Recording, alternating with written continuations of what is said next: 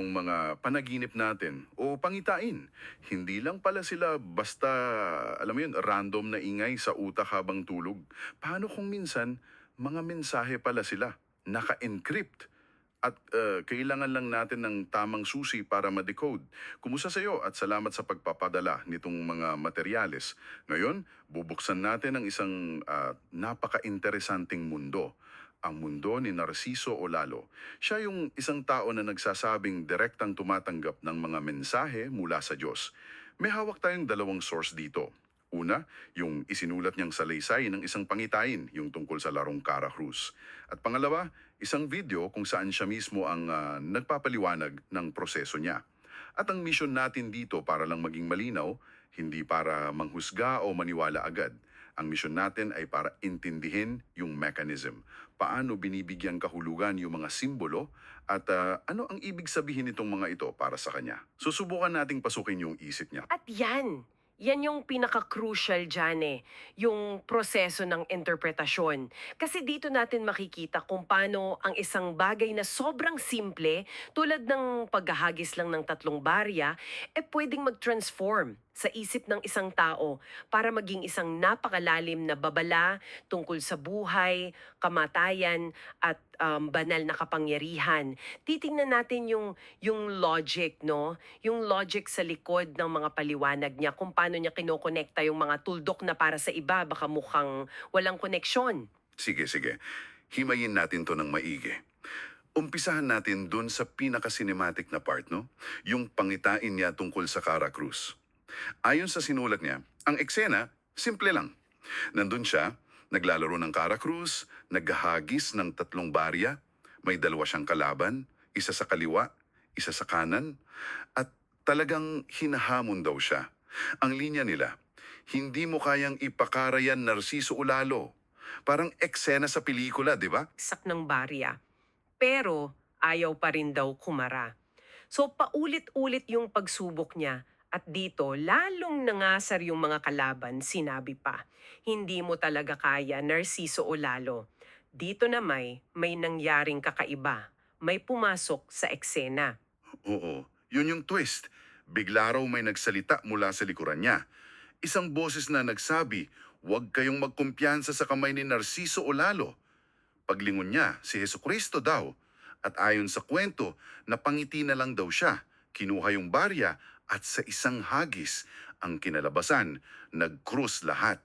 At dito na sinabi ni Jesus, subok na yan. Okay, okay. Pause muna tayo dyan. Kasi dito nagiging komplikado at napaka-interesante. Teka, may hindi ako magets dyan eh. Sa pagkakaalam ko sa larong yan, at sa paliwalang din niya sa video, pag nag-cross, talo ka. Bagsak ka. Ang ibig sabihin daw niyan, patay na. Pero bakit ang sinabi ni Jesus ay subok na yan? Na parang high five, di ba? Parang isang sign of approval. Parang ang labo, no? Salungat yung resulta sa sinabi, paano niya pinagtagpo yung dalawang yun? Eto na, here's where it gets really interesting. Dito na natin makikita yung unique na paraan niya ng pag-iisip. Kinonekta niya yung sinulat na pangihain. Doon sa paliwanag niya sa video, oo, tama ka, ang cross ay nangangahulugang patay o talo. Pero ang tanong, ayon sa kanya, ay, sino ang namatay? Ang interpretasyon niya, hindi siya ang tinutukoy. Ang sinabi raw ni Jesus na subok na yan ay isang pagpapatunay na marami ng sumubok na gumawa ng masama laban sa kanya. At sila ang mga namatay. Sila yung napahamak. Okay. So binaliktad niya yung buong konsepto. Hindi ito scorecard ng laro. Isa pala itong babala. Yung krus ay hindi para sa kanya, kundi para doon sa mga kalaban niya, sa mga humahamon sa kanya. Grabe, that's a huge leap in logic. Eksakto. Inangkin niya yung simbolo ng pagkatalo at ginawa niyang sandata. So, yung buong pangitain mula sa isang simpleng pustahan naging isang alegorya. Ang mensahe ayon sa kanya, huwag niyo akong subukan dahil hindi ako ang kinakalaban niyo, kundi ang kapangyarihan sa likod ko. At marami nang nauna sa inyo na napahamak. It's a power play, turning perceived failure into a divine threat. Okay, okay. So, naintindihan na natin kung paano niya binaliktad yung kahulugan ng cross. Mula pagkatalo, naging babala. Pero ang tanong ko dyan, saan nanggagaling yung ganong level ng interpretasyon?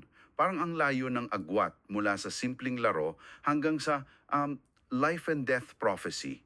Paano niya yung ginagawa? Ano yung makina sa isip niya na nagpoproseso nito? At dyan na pumapasok ang core concept ng kanyang buong sistema. Tinatawag niya itong power of mind na ipinagkaloob daw ng Diyos. May isa pa siyang salita para dito na nabanggit niya, fire mind. At itong fire mind na ito, para sa kanya ang kakayahang makita ang kahulugan sa likod ng mga simbolo na madalas ay hindi literal. Firemind, ang tindi ng pangalan. So itong Firemind na to, ang parang software niya for decoding these divine messages. Paano to gumagana sa practice? May mga halimbawa ba siyang binigay? At yan ang fascinating dyan, oo. At napaka-konkreto ng mga halimbawa niya. Unahin natin yung sa daga. Sabi niya, kung sa pangitian ay makakita siya ng daga, hindi raw yun literal na daga. Ang susi raw ay huwag tingnan ang bagay, kundi ang gawain ng bagay na yon. So, ano ba ang ginagawa ng daga?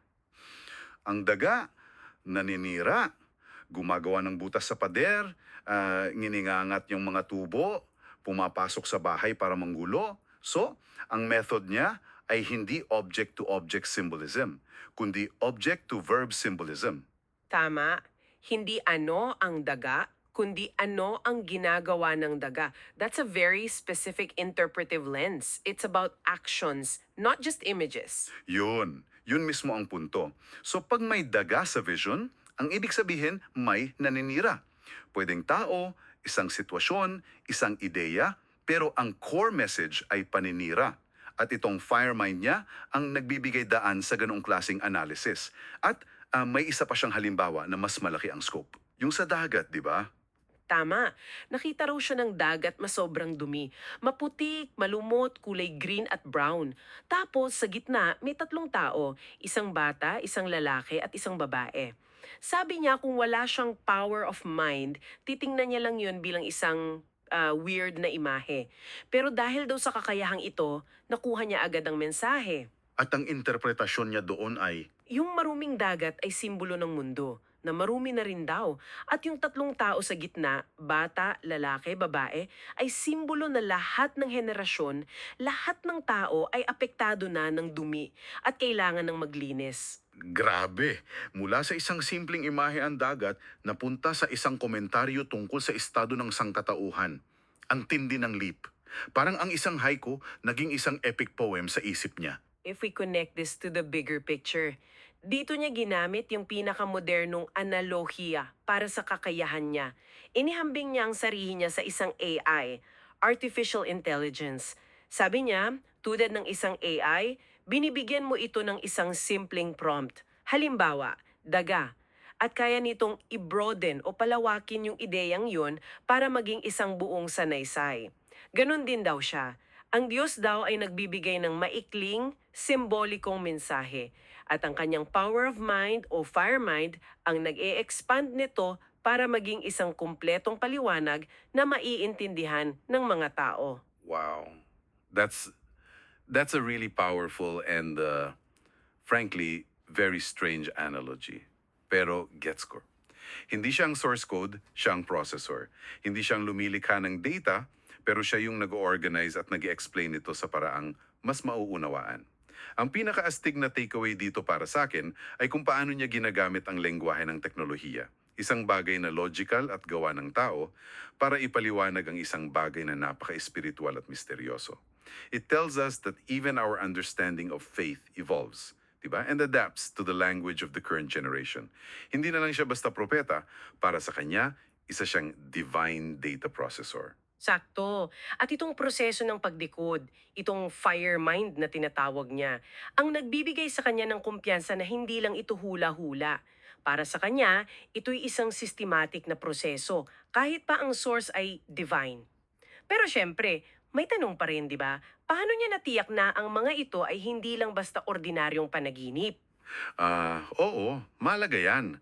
Kasi lahat namang tayo nananaginip. Anong pinagkaiba ng bangungot sa isang banal na mensahe? At tinalakay niya yan ng detalyado sa video. May malinaw siyang distinction sa mga karanasan niya noon bago pa raw siya gamitin at sa mga natatanggap niya ngayon. This raises an important question.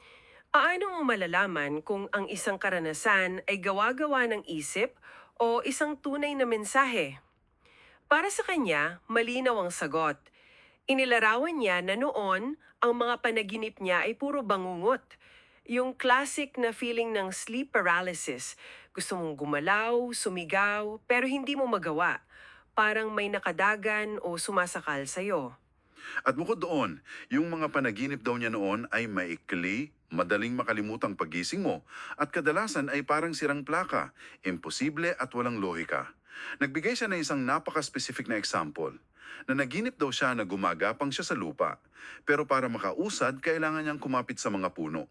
Sabi niya, imposible naman yun sa totoong buhay. Malinaw na panaginip lang, gawa-gawa ng isip. Ngayon, ayon sa kanya, 180-degree turn, ang mga mensahe niya ay parang totoo, walang paralysis. Ang kanyang espiritu daw ay totoong naglalakbay.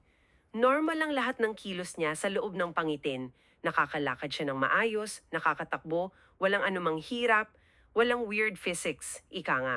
Para sa kanya, ito ang patunay na hindi lang ito imagination, ito ay isang tunay na paglakbay ng espiritu. Pero may isang detalye doon na talagang nakakuha ng pansin ko, na sa una ay parang kahinaan pero para sa kanya ay patunay pa ng authenticity. Sinabi niya na ang paningin niya sa mga mensaheng ito ay hindi 100% malinaw. Ang description niya, may 80% ang labo. Malabo raw ang mga mukha, ang paligid. Teka, baliktad sa normal na pag-iisip yan, di ba? Usually, we trust things that are clear and doubt things that are blurry. Pero sa kanya, yung kalabuan mismo ang nagpapatunay na authentic ito. Parang nangyari yun. Anag niya, yung pagiging malabo ng lahat ay sadya. Dahil kapag may isang bagay, isang tao, isang bagay, isang salita, na malinaw na lumabas sa gitna ng malabong eksena, ibig sabihin iyon ang gustong i-highlight ng Diyos sa mensahe. Yun ang focal point. Gets ko na. It's a built-in focusing mechanism. Parang sa photography, yung bokeh effect na naka-blur ang background para lumabas yung subject. So yung kalabuan ay hindi depekto, feature pala. Sinasabi nito sa kanya, wag mong pansinin yung iba, dito ka tumingin. Forces him, and by extension, his audience, to ignore the noise and zoom in only on what matters. Sa mundo nating puno ng information overload na lahat ng bagay ay sumisigaw para sa atensyon natin, the idea that the divine message comes with its own built-in filter is a very powerful concept. Sinasabi nito kung ano ang signal at ano ang ingay. So to wrap this up, ano ba yung mga key takeaways natin dito? Nakita natin kung paano niya binibigyan ng kahulugan ang mga visions na sinasabi niyang galing sa Diyos. Mula sa isang laro ng Cara Cruz, kung saan ang simbolo ng pagkatalo ay naging isang matinding babala para sa kanyang mga kaaway. Tinignan din natin yung makina sa likod nito, yung tinatawag niyang power of mind o fire mind. Isang proseso ng pag-decode kung saan ang gawain ng isang simbolo, tulad ng paninira ng daga, ang mas mahalaga kaysa sa simbolo mismo. At nakita natin kung paano niya ito ginagamit para i-scale up ang isang simpleng image tulad ng maruming dagat para maging mensahe para sa buong sangkatauhan. At sa huli, nakita natin yung sistema niya ng pag-validate, yung pagkakaiba ng surreal at paralisadong panaginip sa isang totoong paglalakbay ng espiritu, kung saan ang kalabuan mismo ng vision ay nagsisilbing gabay kung saan dapat ituon ang atensyon. At ang pinakabuod ng kanyang perspektibo base sa mga materyales na binigay mo ay meron siyang isang natatanging kakayahan na para sa kanya ay kaloob ng Diyos. Ang basahin ang mga nakatagong kahulugan sa mga pang-araw-araw na imahe at pangyayari. At yung paghahambing niya sa sarili sa isang AI. Para sa akin, yun ang pinakamoderno at pinakanaglalarawang bahagi ng lahat. Hindi siya inventor ng impormasyon, kundi isang tagapagpaliwanag. Isang prosesor ng banal na data na idinisenyo para i-translate ito sa lengguwaheng maiintindihan ng iba. At iniiwan tayo nito sa isang tanong na sa tingin po ay napakaakma sa ating panahon ngayon. Kung ang isang tao ay inilalarawan ang kanyang espiritual na gawain gamit ang terminolohiya ng artificial intelligence, paano nito binabago ang ating pag-unawa sa kung ano ang bumubuo sa isang mensahe, sino ang mensahero, at ano ang proseso ng interpretasyon, espiritual man ito o teknolohiko? Isang bagay na pwede mong pag-isipan.